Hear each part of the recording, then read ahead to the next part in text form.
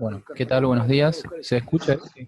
Bueno, vamos a presentar un caso de una paciente de sexo femenino de 81 años que como factores de riesgo cardiovascular es hipertensa y dislipémica y como antecedente cardiovascular de relevancia en el 2000 hubo una del cabo aórtico y del ductus persistente. En ese momento hizo 6 semanas de tratamiento antibiótico, posterior ETE, con evidencia de disminución de la endocarditis, de la masa, y después se cerró de forma programada el mismo año el ductus con un ampláster. El último ETE del 2019, que tenía un ventrículo izquierdo con función deteriorada levemente, dilatación de cavidades izquierdas, dilatación de aurícula izquierda, insuficiencia aórtica moderada y insuficiencia tricuspida leve a moderada. Y consulta a la guardia por dolor epigástrico punzante, transfixiante, radiado a dorso de intensidad 10 en 10 que la despierta durante la madrugada. Al ingreso presentaba una presión arterial de 170-80, con una cardíaca de 70 latidos por minuto, saturando 97% de aire ambiente, sin signos de insuficiencia cardíaca, bien perfundida. Como hallazgo en el examen físico, los pulsos en los miembros superiores eran asimétricos, el pulso a nivel de lo que es el superior izquierdo, y a su vez también se evidenciaba una masa abdominal. Al ingresar presentaba el dolor que se describió anteriormente en curso, de intensidad 10 en 10. El laboratorio de ingreso presentaba un hematocrito de 39,8, 3,3 de calemia, buena función renal y un láctico de 3. Esta es la placa de ingreso, en donde a destacar, digamos, un botón aórtico un poco prominente, sin signos de redistribución de flujo ni nada más. Este es el electrocardiograma de ingreso, que está, sí, bueno, que estaba con ritmo sinusal, con algunas extrasístoles supraventriculares y no tiene ningún cambio isquémico agudo. Y bueno, con todo este cuadro mencionado anteriormente, ante la sospecha de un síndrome aórtico, se pide una angiotomografía. Doble imagen acá y acá de distinta intensidad. No sé si lo llegan a ver. Hay una intensidad distinta acá, y hay una línea. Esto sugiere que está pasando algo en la pared de la aorta, ¿sí? En el sin contraste hay una imagen acá lineal que separa dos intensidades diferentes. Si uno lo sigue, no sé si lo llegan a ver. A ver acá, vamos a tratar de ventanear. ¿Ven ahí? Esto ya nos hace sugerir que algo está pasando en la aorta. Entonces ahora vamos al estudio con contraste. Perdón, Mariano, una pregunta. Intramural. ¿Este fue el primer estudio o el segundo? No. Este es el primero. Muy bien. Acá no se hizo diagnóstico. Bueno, dale, seguí. Después vemos de qué se hizo originalmente diagnóstico. Porque me parece que hubo un temita ahí, ¿no? Bueno, lo que tiene acá es un hematoma intramural. Esto es el estudio. ¿Por qué no es una disección trombosada? Puede ser una disección trombosada, es muy difícil el diagnóstico diferencial. Como tiene realce espontáneo en el sin contraste, uno piensa que eso es sangre fresca en la pared. Eso es lo que hace sospechar el aumento de la densidad en el sin contraste, por eso siempre hay que pedirlo, versus disección trombosada. Pero es difícil, puede ser cualquiera de las dos cosas. Puede ser cualquiera, pero como ven, toda esta estructura que es este hematoma que vemos acá en la pared, era lo que veíamos en el sin contraste. Acá, esto que ven acá, es el dispositivo de cierre del ductus. Vamos un poquito más. Acá se ve el hematoma que involucraba prácticamente el callado distal, callado y la descendente, el dispositivo de cierre del ductus. Vean la pulmonar como está, es muy importante ver ahora la pulmonar, la rama izquierda, la rama derecha, normal, ¿no? Digamos, tronco de la pulmonar, aorta ascendente normal, no está dilatada la pulmonar, y acá todo el componente de la aorta descendente comprometida, con esto que parece un hematoma. ¿Puede ser una falsa luz trombosada? Sí, puede ser. ¿Podés volver un poquito donde está la aorta descendente? Ahí es todo circunferencial, eso tiene que estar, se asemeja para mí más a una disección que otra cosa. Es que el Va a hematoma tener intramural, todo un hematoma todo alrededor de eso, todo esa historia. sí, el hematoma se describe así como una semiluna, como imagen de semiluna. En la descripción de los hematomas habitualmente son semilunas que son más de 7 milímetros de espesor. Yo creo que no hay diferencia entre... Yo no creo que haya diferencia entre disección y hematoma. Bueno, adelante, dale Mariano. Bueno, perdón. esto es lo que, de esta tomografía esto es lo más importante. O sea, partida pulmonar normal, aorta central normal, y una imagen de hematoma trombosada que involucra callado distal y la aorta descendente, y la imagen del... Pues esta es la primera tomografía. Claro. ¿Puedo hacer un comentario? Hola. Les quería decir, yo estuve de guardia ese día y cuando llegamos a las 7 de la mañana estaba recién hecha esta tomografía, no se podía abrir. Nos fuimos a la consola y estuvimos viendo detenidamente esta imagen por la sospecha, por eso lo que vos decías de Temita, y en realidad se pudo descartar con las imágenes crudas que había en ese momento la posibilidad de una... No, y entonces, porque era muy importante en ese momento, la mujer había tenido un dolor transfixiante, era muy importante tomar una decisión. Recién ahí pudimos descubrir que esta señora era la señora que le habían puesto el pláster por una endocarditis del ductus y demás. Justamente en el momento en que estábamos viendo esto, nos llamó Rodolfo Pizarro por teléfono, me llamó a mí, para decirme que había hecho el eco de la paciente, que veía limpia la aorta ascendente hasta donde llegaba la imagen del eco y que la válvula estaba indemne. Sí, por Quedamos favor. que era una disección tipo B, que hasta ese momento no estaba complicada y que lo dejábamos para tratamiento médico a menos que presentara alguna complicación.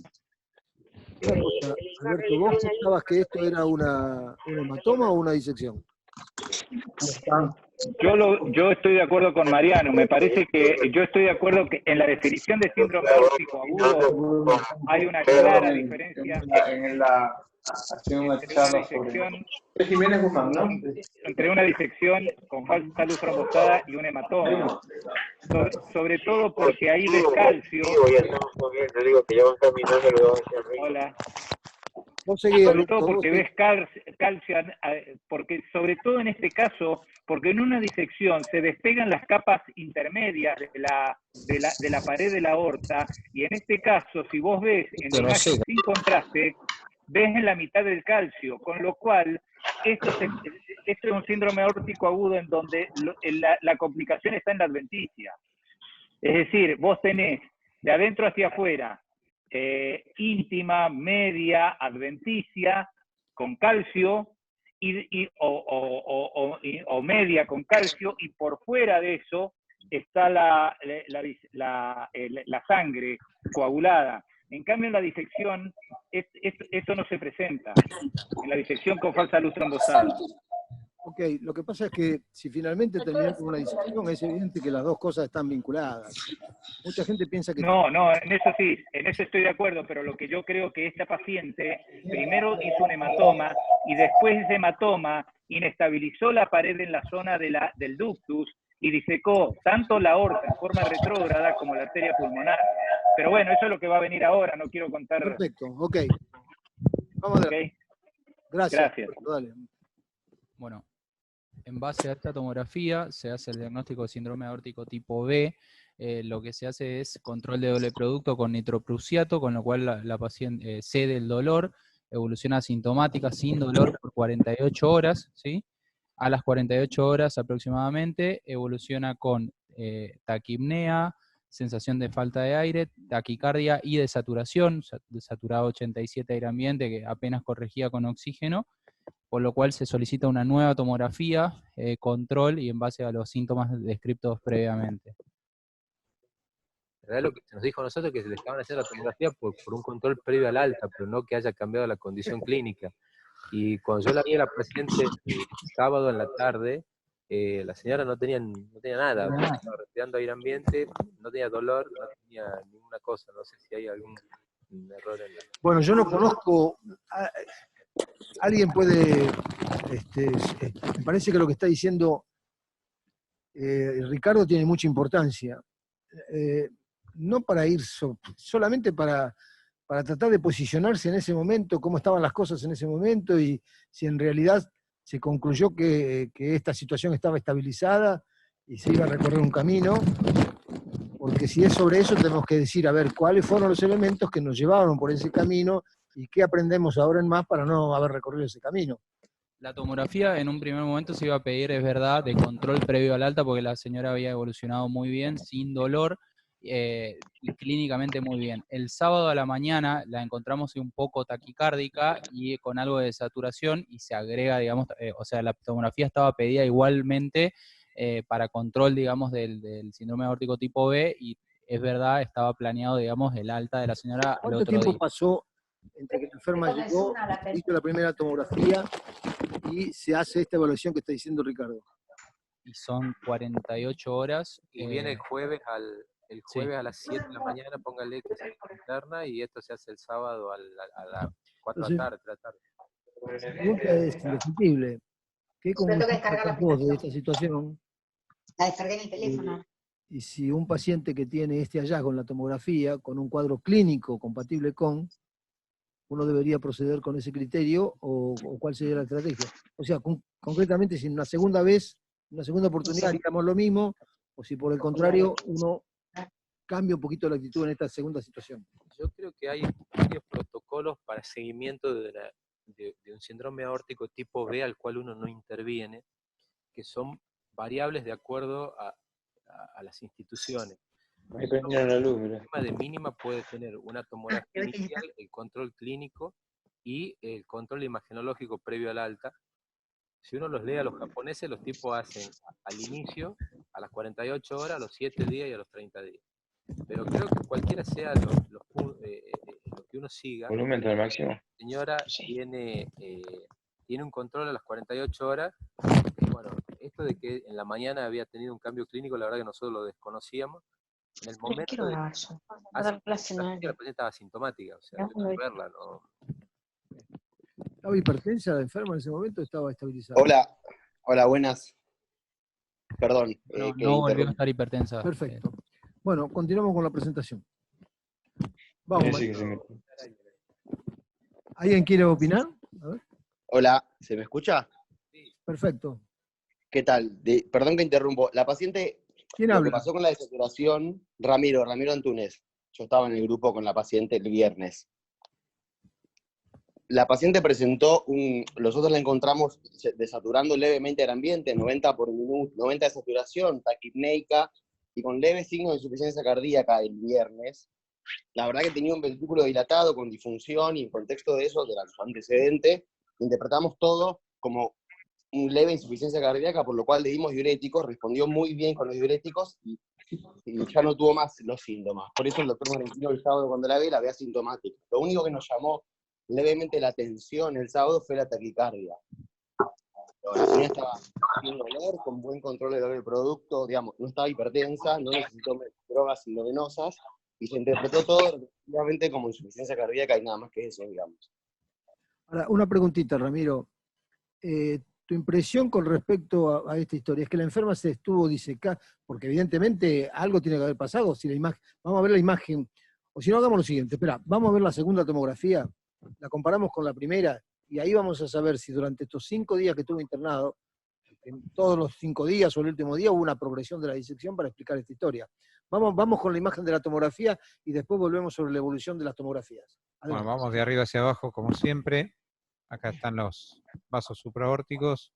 Ya se nota el callado bastante más dilatado, y ahora sí vemos una imagen de doble luz, una luz verdadera, una luz falsa por afuera, un flap muy grande, muy irregular. Como pueden ver, tiene varias áreas de adherencia a la pared, muy dilatado el callado de la aorta, un flap muy complejo con todas zonas en la falsa luz de telaraña ahí por fuera. Acá lo pueden ver también, el calcio dentro de la luz aórtica. Lo que está por arriba, la doble imagen arriba, Mariano, al anterior, allá donde parece que haber un hematoma ahora, ¿eso qué es? ¿Pared aórtica? ¿Esto? Arriba. ¿Acá? Ahí, ¿eso qué es? Y esto es pared aórtica, sí. Esto es pared aórtica. Ahí no hay hematoma, decimos. Y acá está engrosado, sí. Si acá está engrosado puede haber hematoma porque... Bueno, porque vos fíjate que entonces pareciera como que una parte está disecada, la otra está tromborzada. No, es que después vamos a ver el eco, claro. Esto parece hematoma acá, que no estaba, por eso yo les mostraba la aorta ascendente antes de empezar. Pero después lo vemos en el eco, no es muy complicada acá la aorta, para lo que viene después en el eco. Y después si seguimos bajando, acá está el dispositivo de cierre, vean la complejidad de lo que es el flap, y aparece la pulmonar con un flap de disección que la transficciona y que le compromete el flujo a predominio del lado derecho. Fíjense que hay más contraste del lado izquierdo que del lado derecho, y hay como, bueno, hay una diferencia de contraste, ¿no? Como si hubiera más flujo, no estamos hablando de flujo en tomografía, pero hay más cantidad de contraste de este nivel que de este nivel. Entonces está la disección que compromete también el tronco de la pulmonar, se mete en la rama derecha, sigue la disección acá abajo, y acá, como estaban diciendo, la aorta ascendente ya no es igual a la del estudio de días atrás, sino que si se fijan tiene una semiluna acá en la pared que la compromete. Después lo vamos a ver también esto cómo se comportó en el eco. O sea que parece tener un compromiso de la aorta ascendente, tiene un flap de disección de la arteria pulmonar que compromete la rama derecha, y tiene un flap de disección muy complejo desde todo el callado, la aorta descendente, y como pueden ver, llega hasta bastante abajo. Acá termina el flap de la pulmonar, ahí lo ven, y si seguimos hacia abajo, la aorta descendente, la raíz de la aorta no está complicada, pero la aorta descendente tiene todo un hematoma que llega hasta abajo, ¿no? Tenemos varias de estas. Mariano, volví a poner la imagen esa de la disección de la pulmonar. Yo creo que esta imagen es para comunicar. Sí. Esta imagen, y yo diría, Rolo, en una revista de primer nivel, esto es para comunicar. Es notable, la imagen es notable. Y yo no sé si estará comunicado esto. Habrá que hacer una cita y buscarlo, porque la verdad que es una imagen terrible. ¿Hay algún reporte, Ricardo? Bueno, sí, tenemos. Hay reportes de disección de la arteria pulmonar en el contexto de hipertensión pulmonar y de instrumentación de la arteria. Y digamos, los tratamientos que se le hicieron a eso, bueno, varían porque es algo anecdótico, son pocos casos en el mundo, no me acuerdo si 60 y pico, una cosa así. Y bueno, están desde plásticas de la arteria, reemplazos de la arteria con tubos, pero cosas así, siempre son case report, no hay una serie. Pero esto sigue siendo cierta originalidad, porque aparece, ahora después vamos a ver la secuencia, pero aparentemente... Concomitante con disección aórtica no claro, leí eso ninguno, es una cosa... por ahí se puede seguir buscando. ¿Dónde sale la subclavia ahí, Mariano? No, la subclavia está muy arriba, acá. Ahí. ¿Estaba comprometida la subclavia también o no? Acá está la subclavia, no. No, esta es la salida de la subclavia. Esa imagen es clave para mí, para lo que después se dio intraoperatorio. Porque ahí se vio la ruptura intimal. ¿Querés, ¿querés que comentar algo ahora o lo comentamos después? Como prefieran. No sé. No sé, ¿querés mostrar el eco? Mostramos algo del eco que es un poquito más de lo que... Es evidente que acá la enferma tiene que haber empezado con una pequeña ruptura. La sangre se extravasó, se coaguló, formó un trombo, tenía toda una trombosis de la falsa luz, fue progresando lenta y progresivamente, y después se terminó rompiendo. Pero la secuencia es eso. Es muy interesante porque una imagen compatible con trombo termina teniendo, con hematoma termina teniendo una disección. No sé si Ricardo va a estar conmigo, pero un tercio de los casos, lo que se considera hematomas, se rompen en el tiempo, ¿no? Más o menos, son 33%, ¿no? Nosotros hace varios años atrás lo habíamos estudiado con Braco, hicimos de la serie del hospital cuál era la progresión en el largo plazo, y era 33% reabsorbe, 33% van a la disección abierta, 33% queda como está. Ahora, en este caso en particular, yo al explorar el arco veo la ruptura intimal pegada a la subclavia izquierda, y una ruptura grande. Ahora, periférico a esa ruptura había trombos que parecían un poco más viejos que los trombos que sacaba de la aorta ascendente, que eran más nuevos. Yo creo que esto fue siempre una disección trombosada, que después, como usted dice, digamos, se presurizó, abrió y trabajó.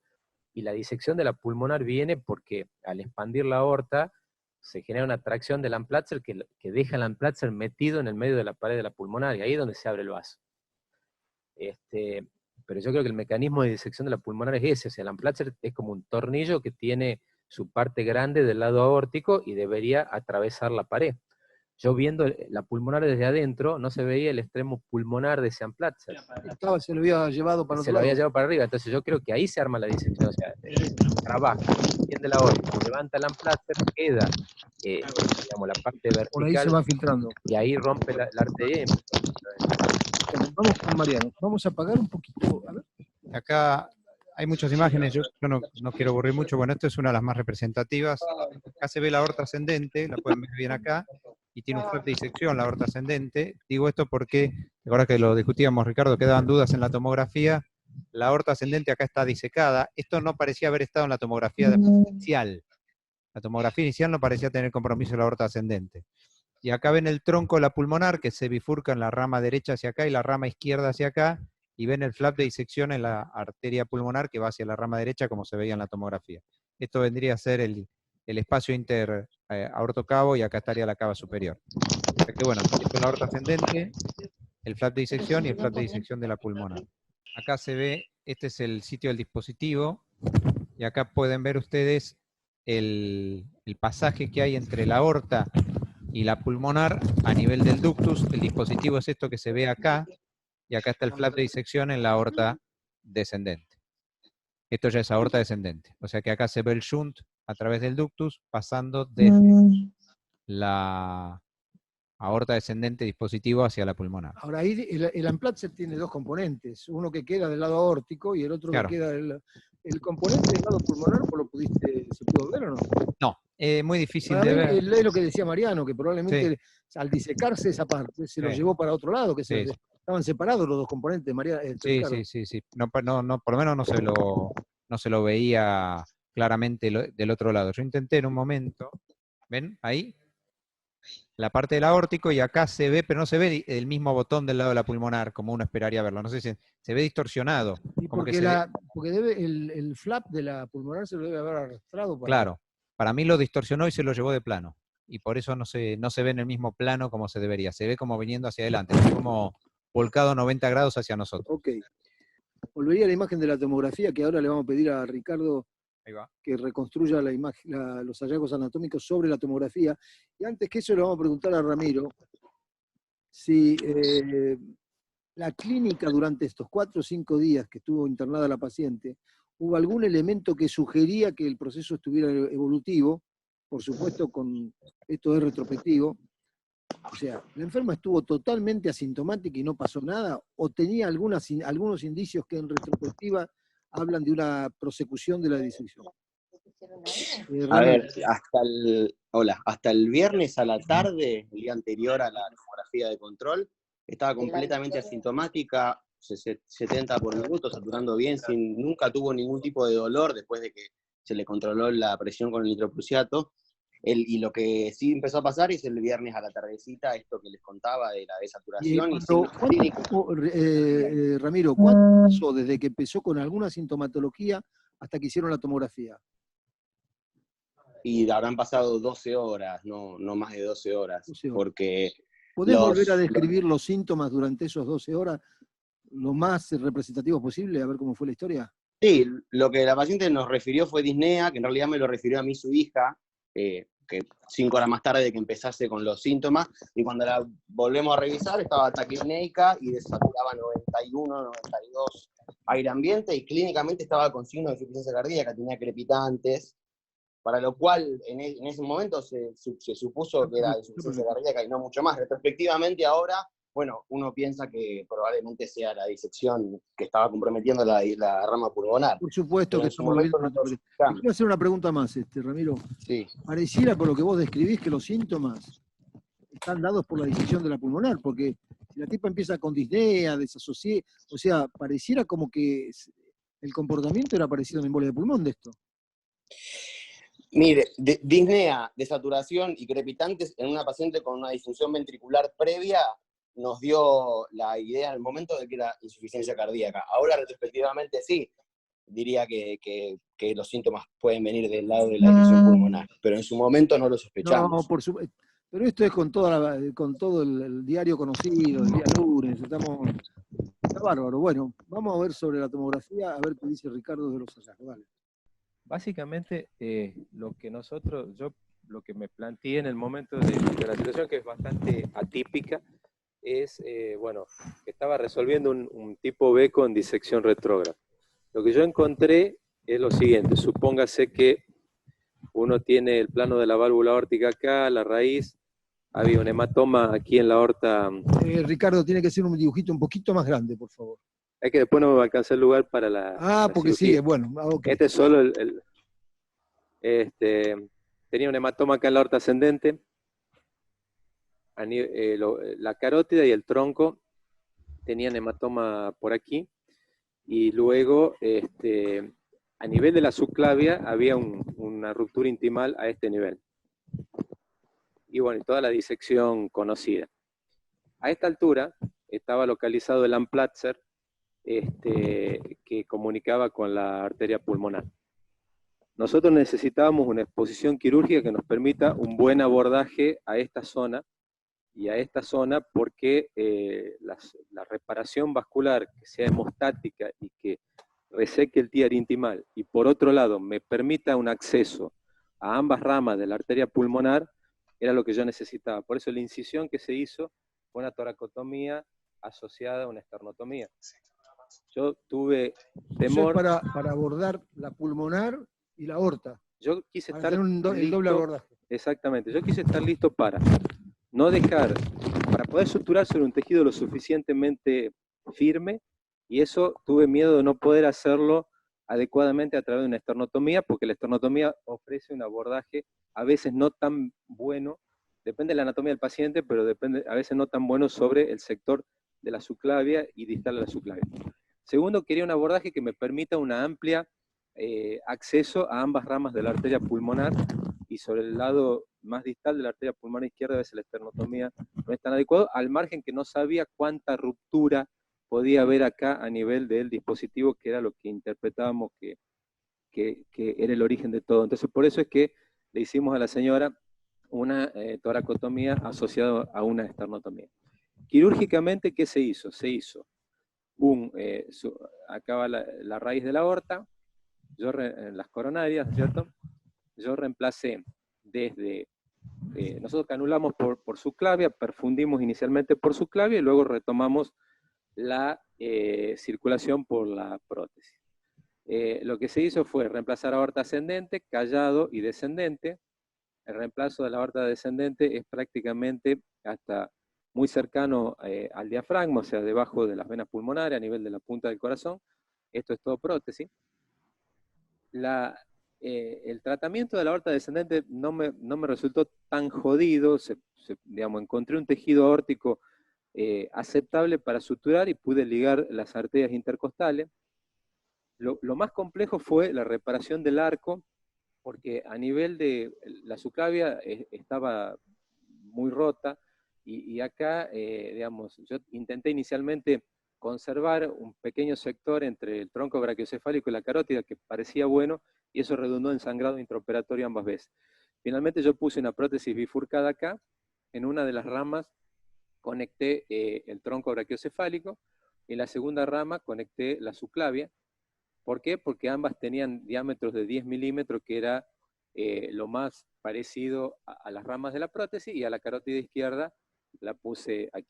Entonces, quirúrgicamente lo que se hizo fue reemplazo de aorta ascendente, arco y descendente, y quedó. La raíz estaba, como decía recién Mariano, estaba conservada.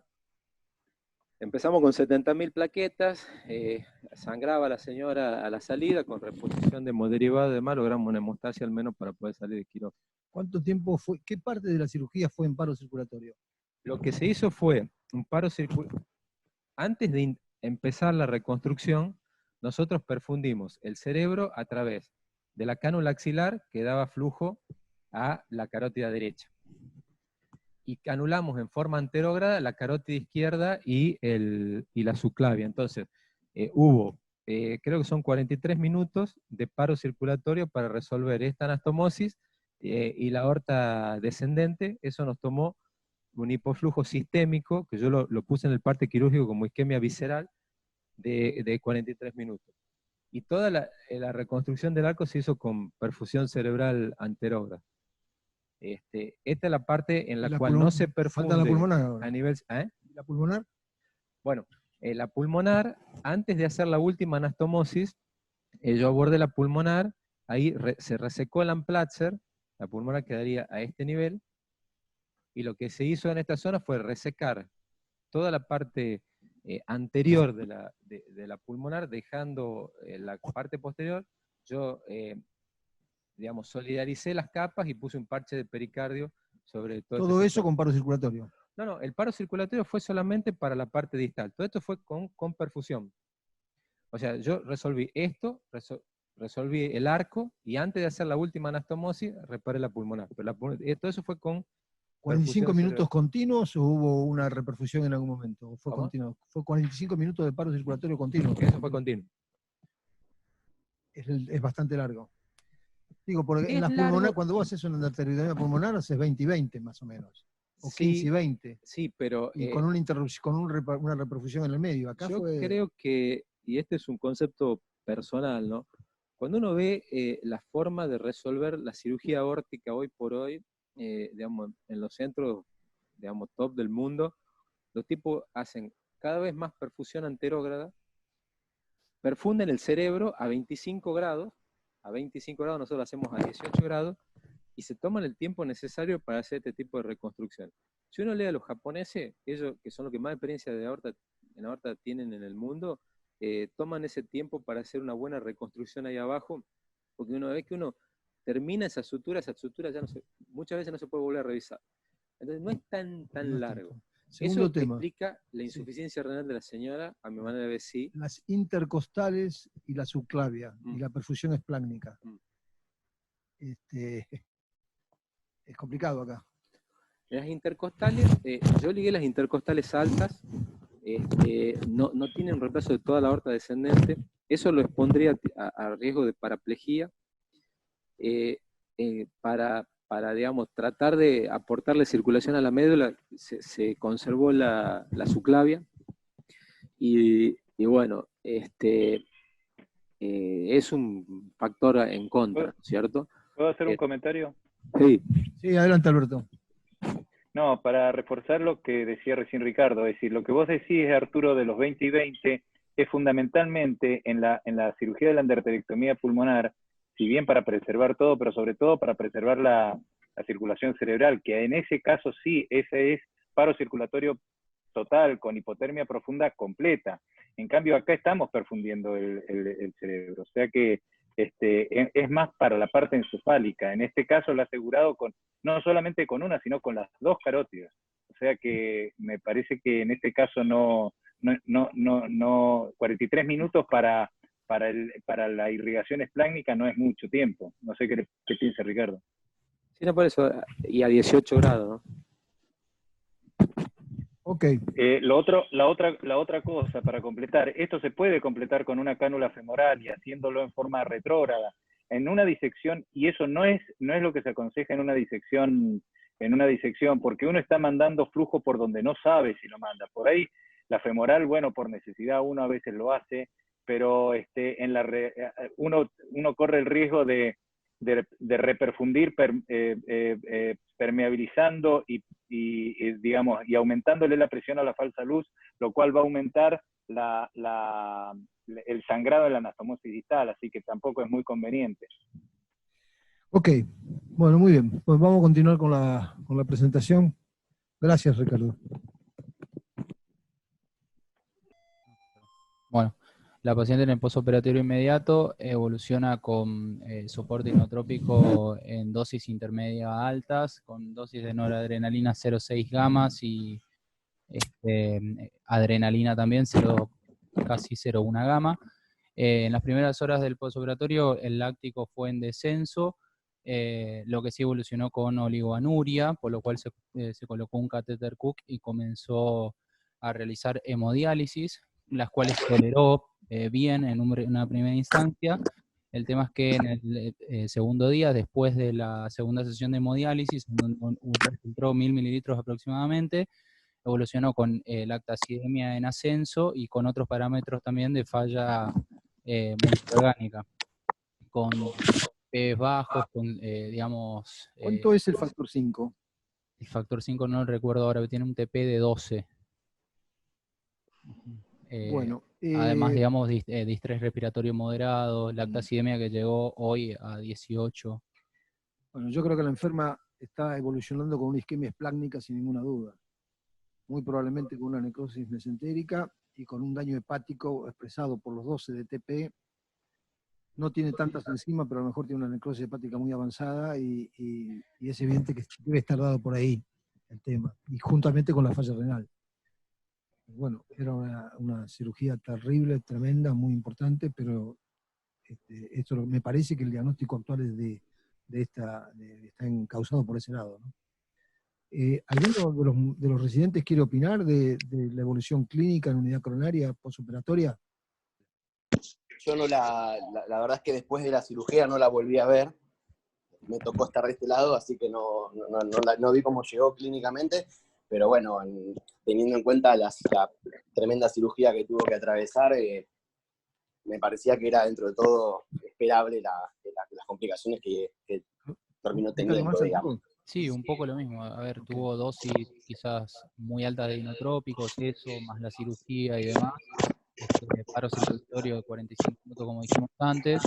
Yo creo que sí, el diagnóstico muy probable es eso, digamos, que esté isquemiando el intestino, y bueno, en base a eso se puede agregar ese época y demás. Bueno, ok. Bueno, muchas gracias.